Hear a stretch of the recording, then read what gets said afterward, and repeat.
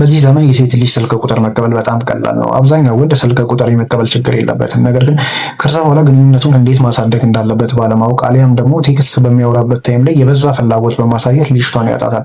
ምናልባት አንተም እነዚህን ስህተቶች በተደጋጋሚ የምትሰራ ከሆነ ይሄ ቪዲዮ ለአንተ ይጠቅማል። አንደኛው ሁልጊዜም መጀመሪያ ቴክስት ማድረግህን አቁም። የፍላጎት ባሪያ ለምን ትሆናለህ? ከልጅቷ ጋር ስትወሩ በጣም ደስተኛ እንደምትሆን ወይም ደግሞ እርሷ አንተን የምታወራበት መንገድ ሊመችህ እንደሚችል እገምታለሁ። ነገር ግን እነዚህን ስሜቶች አሸንፈ እርሷ ቀድማ እንድታወራ አንዳንዴ የራስህን ወደኋላ ሳብ በማድረግ መቻል አለብህ። በነገራችን ላይ የትኛውም ሴት ማለት ይቻላል ወንድ ልጅ ለራሱ በሚሰጠው ዋጋና ቫልዩ ልክ ነው አንተን የምታከብረህም የምትወደህም። ነገር ግን አንተ አይ ብለህ ሁሌም ሼት እያደረክ ወሬውን ደጋግመህ ቀድመህ የምታወራት ከሆነ ለአንተ የነበራት ክብርና ዋጋ እየቀነሰ ይመጣል። ምክንያቱም ራስን ተለማማጭ ማንነት እንዳለው ሰው ነው አክሽን እየወሰድክ ያለው ወይም ደግሞ አክት እያደረክ ያለው። ተለማማጭ ማንነት ያለው ሰው ደግሞ ይሰለቻል ወደ እውነታው ነው። ምክንያቱም እንዳንተ አይነት 100 እና 200 ወንዶች ምናልባት ስልኳ ላይም ሊኖሩ ይችላሉ ቀድሞ ሼት እያደረጉ ለማውራት የሚሞክሩ ወይም ደግሞ እሷ እንድታወራቸው ገፍተው የሚመጡ ወንዶች አሉ። ነገር ግን እሷ አክሽን እንድትወስድ ፈልጋ እንድትመጣ ነገሮችን አንዳንዴ ተወት ማድረግ መቻል አለብህ። አይ ብለህ ግን የምትል ከሆነ እመነኝ መቼም አታገኝም። ሁለተኛው ነገር ሚስጥራዊ መሆን መቻል አለብህ። ሁሉንም ከተናገርክ አንተን የምታገኝበት ወይም ደግሞ አንተን የምትናፍቅበት ምክንያት ነው የምታሳጣት። አብዛኛው ወንድ የሚሳሳተው ስህተት ምንድን ነው? ቴክስት ላይ በጣም ከማብዛቱና በጣም ከማውራቱ የተነሳ እሱን የምታገኝበት ምክንያት ያሳጣታል። ማለትም ማውራት ያለብህን በአጠቃላይ ነገሮች አውርተሃል ቀድመህ። ሰው አንተን ለምን ታገኝሃለች? ምንም አዲሽናል የምትነግራት ነገር በህይወትህ አይኖርህም ማለት ነው።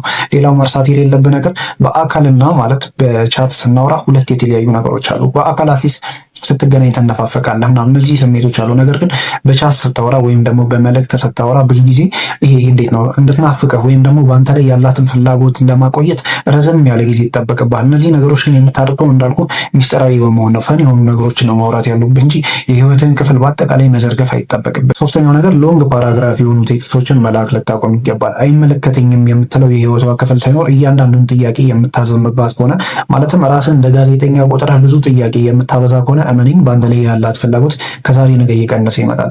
በነገራችን ላይ የትኛውም ሰው ቢሆን ቴክስት ላይ ፈን ማድረግ ወይም ደግሞ ጥሩ መጫወት መሳቅ ነው የሚፈልገው እንጂ የህይወቱን ክፍል እያነሳ ማለት እንዴት ነው እየኖርከው ነው የሆነ ህይወት እንደገና ደግሞ እያወራኸው በጣም ከባድ ነው የምታደርግባት ላይፏን። ስለዚህ በተቻለ አቅም በቴክስት በምታወራበት ታይም ፈን እንድታደርግ ወይም ደግሞ ከአንተ ጋር ጥሩ ጊዜ ለማሳለፍ ሞክር እንጂ እያንዳንዷን የህይወቷን ክፍል ዲቴይል እያወራህ ልጅቷን ማሰልቸት አይጠበቅብህም።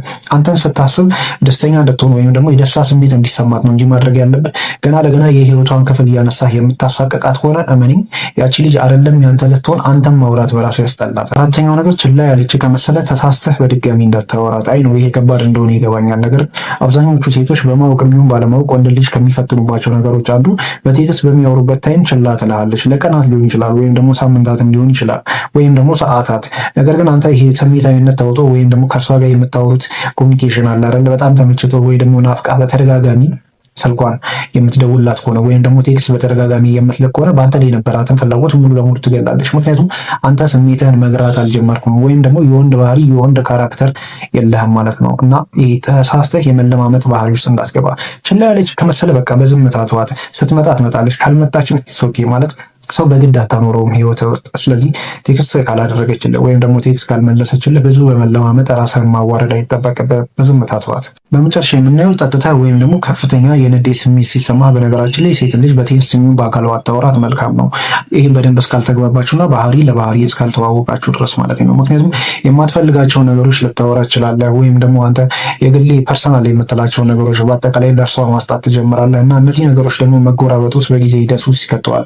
መጀመሪያ አካባቢ ደግሞ በግንኙነት አካባቢ ማለት ነው እነዚህ ነገሮች ማለት ምቾት የሚነሱ ነገሮች ያቃቅሩሃልና በአንተ የነበራትን ፍላጎት ለቀነስ ትችላለች ወይም ደግሞ አንተ የሌለህን ማንነት እንድትላበስ ትችላለህ። ምክንያቱም መጠጥ ለምሳሌ የሌለንን ኮንፊደንስ ወይም ደግሞ የሌለንን ማንነት ይሰጠናል አይደለ? ላይክ እንዲህንም ማንነት ውስጥ ገባና ከዛች ልጅ ጋር መቃቃር ውስጥ መደባበር ውስጥ ከምትገባ ባታደርፈው መልካም ነው።